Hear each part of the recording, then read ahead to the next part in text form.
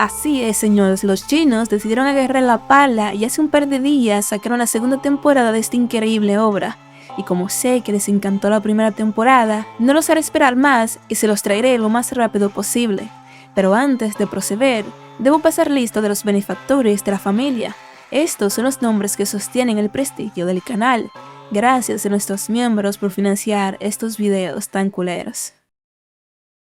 En una luminosa mañana, el sol resplandecía sobre la imponente estación de tren de estilo clásico. La luz del día se filtraba a través de los grandes ventanales y los arcos, iluminando un vasto salón. Allí, a cierta distancia del uno del otro, se encontraban Deculain y Yuria. De repente, la escena se tiñó en un tono rosado y de ensueño. Pétalos de flores parecían flotar en el aire mientras ambos se miraban fijamente. Un momento cargado de una extraña intimidad. Pero la ilusión se rompió tan rápido como llegó. Ambos se sobresaltaron, visiblemente sorprendidos, volviendo a la cruda realidad. Deculain se dio la vuelta bruscamente, reprendiéndose a sí mismo por haber tenido pensamientos tan ridículos al mirar a lo que, para él, no era más que un personaje del juego. Yuria, por su parte, también se giró, obligándose a recuperar la compostura. Se recordó a sí misma que debía calmarse, que él era simplemente Deculain. Con un último pensamiento fugaz, pasó junto a Ganesha, sumida en su propia confusión. Desde detrás de un pilar, la aventurera Ganesha observaba a Deculain. Vio cómo pasaba junto a dos estudiantes que comían mientras caminaban, un acto que claramente iba en contra de la estricta etiqueta del profesor, por lo que les dijo que les deduciría puntos por dejar migajas al caminar y comer. Mientras lo observaba, para sorpresa de Ganesha, Deculain no dijo nada sobre la chica que anteriormente quería secuestrar y explotarla. Ella no puede evitar preguntarse si realmente había cambiado, si este era el mismo Deculain que conocía. Varios días después, la escena cambiaba por completo. Dentro de un lujoso automóvil, Yariel temblaba visiblemente. Deculain le decía que se calmara, que dejara de temblar como un animal asustado, pero el nerviosismo era inevitable. Ella le dijo que después de todo se dirigían a encontrarse con un nuevo emperador y sería más extraño si no sintiera miedo. Deculain, notando su estado, le dijo con su habitual frialdad que dejara de ser tan dramática. Le aclaró que no tendrían una audiencia con el emperador, que todo lo que debían hacer en la coronación era inclinar la cabeza. Acto seguido, le entregó un documento. Yariel, confundida, le preguntó qué era. Él explicó que era el fruto de su perspicacia. Una guía que había deducido tras analizar diversas condiciones, incluido el temperamento del nuevo emperador. Le indicó que lo tuviera en cuenta al administrar el territorio. Hacía solo 12 días que el anterior emperador, Kebrain, había fallecido. Deculain sabía que con la coronación del nuevo emperador, la progresión de la misión principal del juego se aceleraría drásticamente. Por eso, había documentado los eventos más importantes que estaban por venir. Su plan era simple. Si Yariel seguía sus predicciones, él podía disminuir la dificultad de las futuras misiones que tendrían que enfrentar. Yariel, sin embargo, razonó con sarcasmo, preguntándole si se creía una especie de divino y que dejara de fingir serlo. Mientras el coche se alejaba, Deculain simplemente le dijo que se aseguraría de supervisarla. Yariel, por su parte, se quedó atrás, soltando un suspiro y murmurando quejas para sí misma. Al llegar a su destino, un lugar majestuoso lleno de gente, un guardia los dirigió hacia la zona designada para la casa Yukline. El lugar bullía de actividad y murmullos. Yariel, observando la multitud, comentó que ya había llegado mucha gente. De repente, una figura familiar captó la atención de Deculain. Entre la multitud se encontraba Yulia, con su largo cabello blanco recogido en una coleta. Su expresión era sombría, y con una profunda reverencia, inclinó la cabeza en señal de respeto. Deculain la observó en silencio y un pensamiento cruzó su mente. No pudo evitar preguntarse si ella todavía estaba afligida por la noticia sobre Verón. Su preocupación silenciosa fue interrumpida por la llegada de la persona más importante del evento. La ceremonia continuó con toda la pompa y circunstancia que merecía. Un magnífico carruaje dorado se detuvo, y de él descendió una figura envuelta en una capa roja con ribetes de piel. Mientras la multitud se arrodillaba y bajaba la cabeza, la futura emperadora avanzó con paso firme por la alfombra roja, dirigiéndose hacia el gran salón del trono. Frente al trono, un clérigo esperaba sosteniendo una resplandeciente corona. Con solemnidad, la colocó sobre la cabeza de la nueva soberana. En ese instante, el sonido de los tambores retumbó y los vítores de los ciudadanos estallaron, dándole la bienvenida a su nueva emperadora. Y así, una nueva era comenzó. Había nacido una nueva emperadora. Sentada en el trono, con una expresión de absoluto aburrimiento, se encontraba la emperadora Sophien Jacques Auguste von Guebriant. Para sorpresa y desconcierto de los presentes, la nueva monarca dejó escapar un bostezo enorme y descarado. Yeriel, observando la escena, no pudo evitar notar su falta de decoro, pensando para sí misma en el desinterés que ella mostraba. La nueva emperadora, Sophie, a pesar de haber alcanzado un estatus de influencia inigualable, siempre estaba aburrida, y la razón de su perpetuo tedio resistía en el propio diseño de su personaje. Dentro del juego, ella poseía el mayor de los talentos. Si hubiera querido convertirse en caballero, habría ascendido hasta ser una caballero guardián, y si hubiera seguido el camino de la magia, se habría convertido en una archimaga. Su talento era tan increíble en todos los aspectos que, precisamente por eso, no sentía el más mínimo interés por nada. Deculain, sin embargo, sabía que el bostezo de la nueva emperadora era el menor de sus problemas. Había, por supuesto, un asunto mucho más grande y preocupante. De repente, mientras permanecía arrodillado, sintió una extraña e intensa presión. Pudo sentir la mirada de alguien clavada en él, una sensación tan penetrante que lo hizo bajar la cabeza, preguntándose con una creciente inquietud quién demonios podría ser. Desde lo alto del salón, sentada en su trono, la emperadora Sophie observaba a la multitud. Su visión, teñida de una aura roja, se enfocaba en un solo punto, en una sola figura arrodillada entre los nobles, Deculain. A su lado, Yeriel se inclinó y le susurró que su majestad estaba observando a los nobles y que llevaba un buen rato mirando en su dirección, pero Deculain sabía que no era así. La corrigió en su mente, convencido de que ella no estaba mirando simplemente en su dirección, la estaba mirando directamente a él. Una oleada de confusión le invadió, preguntándose por qué lo observaba de esa manera tan intensa y extraña.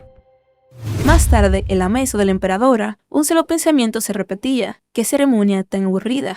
Jugando con una pieza de ajedrez entre sus dedos, reflexionó que había esperado algo más emocionante, quizás una emboscada o incluso un atentado. Pero entonces, su mirada se posó sobre Keiron, su leal guardia. Le recordó a su caballero que, a pesar de la monotonía, había una persona que había logrado despertar su interés. Sosteniendo un documento, le preguntó a Keiron si recordaba esa pequeña cosa que le había dicho que probara. Le recordó cómo él mismo le había contado el alboroto que había causado a pesar de ser solo una simple pregunta de un examen. Keiron asintió, informándole que había visto a su creador. La emperadora confirmó con una sonrisa sutil que esa era precisamente la razón por la que había estado observando a Deculain. Le intrigaba que, aunque debía haber sido la primera vez que se encontraban, él parecía conocerla bastante bien. Keiron sugirió que, naturalmente, todo el mundo conocía a su majestad, pero ella negó. Deculain era diferente. No podía explicarlo del todo, pero había sentido claramente como ella lo estaba evaluando.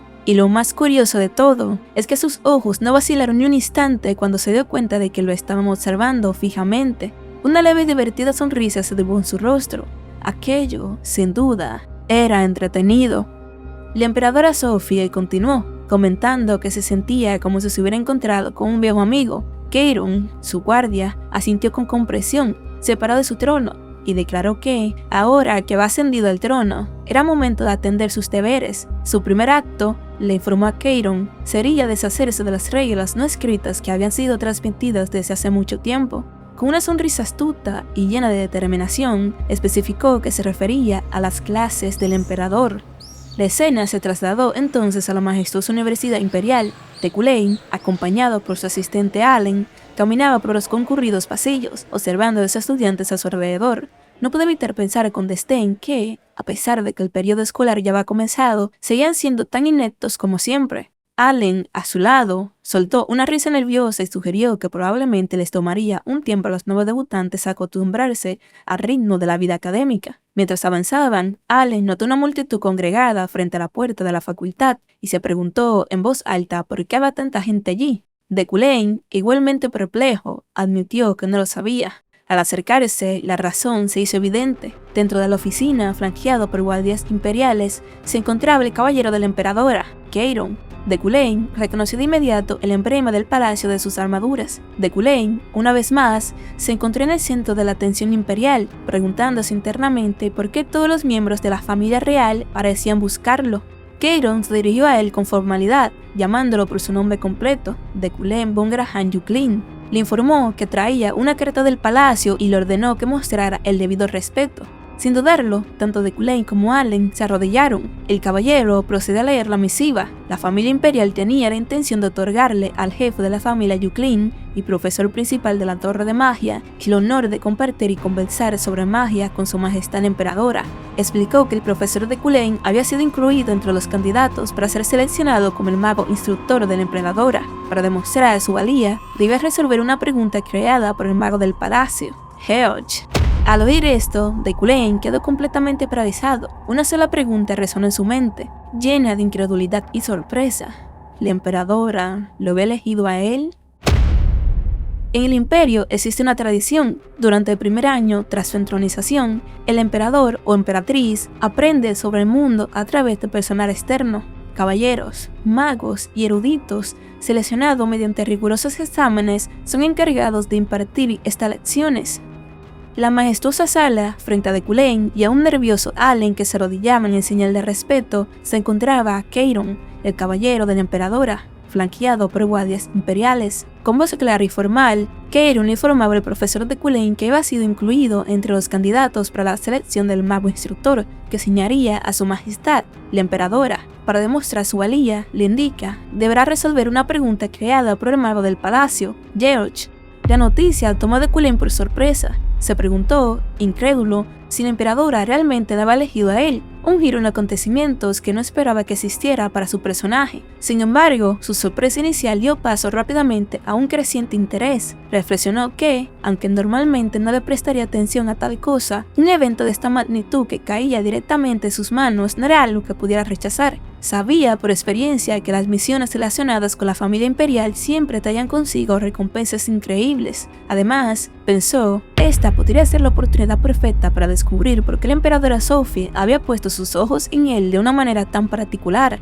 Keiron le preguntó si aceptaba el desafío, añadiendo que podía retirarse si consideraba que sus habilidades no eran suficientes. Deculain, sin dudarlo, declaró con firmeza que aceptaba el desafío. Keiron le entregó entonces el documento que contenía el problema. Con eso dio por concluido el asunto y se dispuso a marcharse con sus guardias. Mientras se retiraba, Keiron reflexionaba sobre la prueba. Sabía que era un problema que su excelencia, Lord George, había calificado personalmente como difícil, uno que la mayoría le tomaría al menos 3 días de arduo análisis. Se preguntó con curiosidad cuánto tiempo le tomaría al tan rumoreado Deculain resolverlo. Apenas se fueron, para sorpresa de todos, Deculain desató su magia de inmediato, envolviendo la intricada fórmula. Los caballeros que aún no habían salido se detuvieron, estupefactos ante la repentina demostración de poder. Una proyección del mago de la corte imperial, George, se materializó ante ellos desde el pergamino. Se presentó y felicitó a Deculain, explicando que juzgaría su capacidad basándose en el tiempo que le tomaba resolver el problema. Añadió que, si lo resolvía en menos de un día, ya se consideraría bastante rápido. Sin embargo, la expresión de Keiron cambió a una de total incredulidad al darse cuenta de que Deculain ya la había resuelto. Los guardias imperiales le preguntaron a Deculain si ya la había resuelto, y él, con cierta indiferencia, respondió con un simple sí. Deculain, con modestia, explicó que no había sido un problema fácil y que solo había podido resolverlo tan rápidamente porque, casualmente, había estado investigando el lenguaje rúnico últimamente, concluyendo que simplemente había tenido suerte. Keiron, completamente asombrado por la proeza, solo pudo murmurar lo brillante que había sido. Internamente, Deculain sabía la verdad. El lenguaje rúnico del problema era, en efecto, un texto antiguo y difícil, pero para él, con sus habilidades únicas, era una historia diferente. La verdad era que él, en su vida anterior como el diseñador de juegos King Woo-jin, había sido quien refinó la fuente del lenguaje rúnico para el juego. Aunque había pasado mucho tiempo desde entonces, con la ayuda de sus recuerdos y su habilidad de comprensión, un problema de este calibre resultaba trivial. De vuelta en la majestuosa sala, Keiron, con una expresión de formalidad, le extendió una invitación de parte de la familia imperial. Le informó a Deculain que, con su hazaña, había calificado para el examen. Con una calma que contrastaba con la magnitud del momento, Deculain simplemente le dio las gracias. La escena cambia al Salón del Trono, donde la emperadora Sophie recibía el informe de su leal caballero, Keiron. Ella le preguntó si realmente le había resuelto en 5 minutos, a lo que su subordinado asintió. Con una determinación inamovible, la emperadora declaró que no había nada más que considerar, elegirían a Deculain. Keiron, sin embargo, expresó sus dudas, sugiriendo que sería mejor observar por un tiempo más. La emperadora replicó preguntando qué más había que observar exactamente. Afirmó que el hecho de que hubiera resuelto en 5 minutos un problema que George había jurado que era difícil era más que suficiente. Kieron, visiblemente incómodo, guardó silencio por un momento. La emperadora le recordó que él había apoyado a la mujer llamada Luina en lugar de Deculain. Explicó que, sin embargo, a esa maga le había llevado 4 horas resolver el problema. Sophie señaló que 4 horas habrían sido un resultado excelente si no fuera porque Deculain lo había hecho en 5 minutos, dejando los resultados absolutamente claros. Kieron intentó un último argumento, asegurando que su inclinación hacia Luina no era un sesgo personal. Explicó que demasiados rumores rodeaban al profesor Deculain y que creía que un mago más intachable sería más adecuado para el Palacio Imperial. Con una frialdad cortante, la emperadora le ordenó que no le hablara de rumores. Declaró con una intensidad deslumbrante que solo creía en lo que veía con sus propios ojos. Con la discusión zanjada, anunció su decisión final. Había elegido a Deculain como el mago instructor y le ordenó a Kieron que no insistiera más. A Kieron, visiblemente derrotado y sudando frío, no le quedó más remedio que aceptar la orden. Cambiando de tema, la emperadora recordó de repente que Ruggedain, el encargado del examen para el caballero instructor, se había lesionado. Kieron confirmó que el vicecapitán Isaac estaba de baja médica, lo que explicaba la falta de noticias sobre esa selección. La emperadora entonces preguntó si había otros candidatos adecuados, a lo que Kieron respondió que estaba en plena búsqueda. Mientras la emperadora Sophia reflexionaba sobre la búsqueda de un candidato adecuado, una repentina revelación iluminó su rostro. Kieron, su leal caballero, la observaba sin comprender. Con una sonrisa astuta, la emperatriz anunció que acababa de tener una gran idea. Sin más preámbulos, le ordenó a Kieron que llevara a cabo sus órdenes de inmediato. Aunque visiblemente preocupado, a Kieron no le quedó más remedio que acatar la voluntad de su soberana. La escena se traslada a los terrenos de la Orden de Freyheim, donde Julie se entregaba a un entrenamiento extenuante. Varios de sus caballeros la observaban con preocupación. Uno de ellos se preguntaba si la capitana no se estaba exigiendo demasiado. Otro coincidió, notando que su semblante aún no se veía bien. Un tercero admitió que, al menos, ahora era capaz de sostener una espada, a diferencia de los 10 anteriores, y lo que temía que pudiera colapsar en cualquier momento. Llegaron a la melancólica conclusión de que lo único que podría levantar el ánimo sería la noticia del hallazgo del cuerpo de Verum. Sin embargo, reconocieron que la búsqueda era difícil, dado que había caído por un acantilado. De repente, sus cavilaciones fueron interrumpidas por un caballero que corría hacia ellos a toda prisa, llamando a la capitana. El hombre, sin aliento, se detuvo frente a Julie, quien lo miró con una expresión de shock y dolor contenida. La escena cambia, revelando que el mensajero no era otro que Kieron, el caballero de la emperadora. Con una formalidad impecable, se dirigió a Julie von Deja Freyden. Le comunicó que se le había concedido el honor de conversar y cruzar espada con su majestad, la emperadora. Explicó que había sido incluida entre los candidatos para la selección del caballero instructor y que para demostrar su habilidad debía pasar el examen correspondiente. La noticia pareció sacar a Julie de su letargo. Con un brillo renovado en sus ojos y una determinación feroz, aceptó la propuesta con un enérgico sí. La escena cambia drásticamente a un paisaje invernal y desolado. Una figura solitaria, envuelta en una capa, caminaba con paso firme a través de la nieve. Se acercó a una cabaña rústica, el único refugio en medio de la blancura. Al entrar, se reveló la identidad del viajero. Era Julie. Allí, captó la atención de una de las personas reunidas alrededor de una cálida chimenea, saludándola y comentando que había pasado mucho tiempo. Era Sirio, el caballero guardia de la familia, y Yare, acompañado por otros individuos de aspecto rudo. El ambiente en la cabaña era tenso, muy alejado de un reencuentro amistoso. Con una pequeña reverencia, Julie reconoció que, en efecto, había pasado un tiempo desde la última vez que se vieron. Sirio comentó que tenía el presentimiento de que ella sería una de las candidatas y le invitó a sentarse y ponerse cómoda. Se preguntaba en voz alta cómo sería el examen, reflexionando que una reunión como esa le recordaba los proyectos en grupo de sus días de escuela. Sin embargo, no todos compartían su entusiasmo. Una mujer de cabello azulado, la caballero de la estrella sagrada, Wen, declaró con frialdad que no sabía nada de eso, pero que no sería blanda con nadie y que todos deben estar preparados. Otro caballero corpulento, el caballero del vigor, Rafael, añadió que era obvio, ya que todos estaban allí por el mismo motivo. El silencio tenso se apoderó de la sala por un momento. Julie notó una silla vacía junto al fuego, suponiendo que debía ser para el examinador y comentando que llegaba un poco tarde. Gwen entonces recordó que había oído que el vicecapitán Isaac, quien originalmente iba a ser el examinador, estaba de baja por una lesión, lo que llevó a todos a preguntarse quién vendría en su lugar. Justo en ese instante, la puerta de la cabaña se abrió. Julie se giró, su rostro congelado en una expresión de pura incredulidad.